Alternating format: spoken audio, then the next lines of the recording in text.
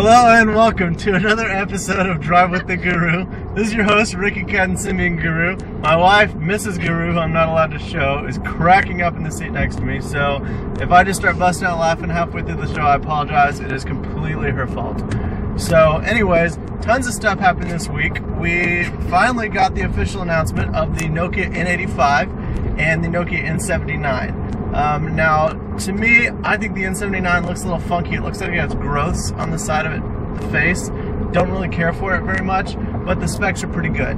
However, the N85 keeps with the regular N-series design features that they've got going on, and it also has some really cool features, such as the OLED display, which not only gives you less power consumption, but it's also going to give you brighter colors, more rich colors, and it's going to give you wider viewing angles, so it's really optimized for gaming and videos and that sort of thing. You also have micro USB charging, which means that you can charge off of the same port that you synchronize your phone with, so that's very cool, very handy to have. And it's going to have, obviously, have S60 3rd edition Feature Pack 2, which has all kinds of little updates and stuff like that. Other than that, it's pretty much the same phone as the N95 as far as the connections and that sort of thing go. And yes, my wife is officially banished from driving while I'm doing Drive with the Guru. So anyways, Nokia also announced a new application called LifeVine, and it looks a lot like a Web 2.0 version of Sports Tracker. There's only really like a video and a slight explanation of it, so it's kind of a weird application. I'm anxious to get an actual look at it. Apparently it should be on the beta lab soon, so looking forward to checking out LifeVine. You can see some screenshots over here, but it looks kind of neat. I'm anxious to see exactly what all it does. So we also have, coming up on Simian Guru, our new rider Pseudofin has been working diligently on a head-to-head comparison of Handy Taskman and JBack Taskman. Anytime you get any kind of S60 fanboy out, you ask them what task manager they use, chances are they're going to use one or the other, and they're going to feel like whichever one they use is the best. So we set Pseudofin out to figure out exactly which one is the best, based on features and all that kind of stuff. So that should be on the site either today or later on this weekend, so definitely stay tuned for that.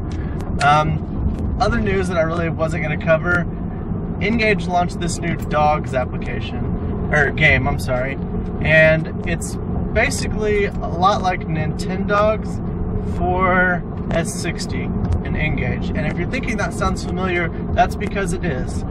Sims 2 Pets, which launched earlier this year, has already been out for a while, and it does basically the same thing. You adopt your pet, you play with it, you build its stats up.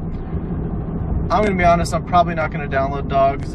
Sim 2 Pets was pretty cool for about 20 minutes, and then it got really old really fast. So I don't know that I'm really all that excited about dogs, and it seems a bit odd that we already have a repeat and Engage is so young. So it's interesting that they had basically the same game launching under different titles. So other news, we also have the first non-N78 firmware over-the-air update. This is for the 6220 Classic, which has only launched very recently, and this updates to version 3.23.